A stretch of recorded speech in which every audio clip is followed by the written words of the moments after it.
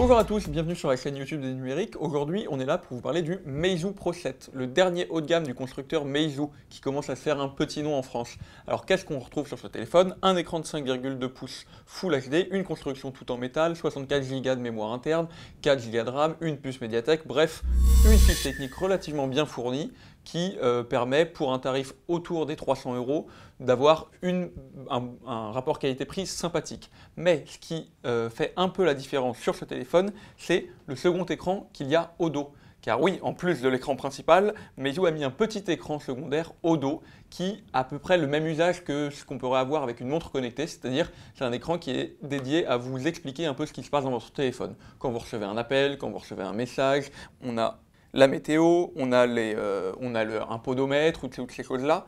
L'un des usages, notamment les plus intéressants, c'est qu'il est possible de prendre des selfies en utilisant la caméra dorsale, comme ça. Bonjour, hop, voilà. L'avantage, c'est que ça nous permet d'utiliser le double capteur au dos, qui est de meilleure qualité que le capteur frontal. Le petit inconvénient de ce double écran, c'est qu'on sent que logiciellement, on n'est pas forcément dans la meilleure intégration possible. Quand on reçoit un appel, par exemple, on sait que ça appelle, mais on ne sait pas qui appelle. Quand on reçoit un message, on sait qu'on a reçu un message, mais on ne voit ni le contenu, ni l'expéditeur du message. Bref, il y a une petite marge de progression de la part de Meizu qui pourrait mieux faire, mais c'est un début intéressant et qui a au moins le mérite de se démarquer de la concurrence.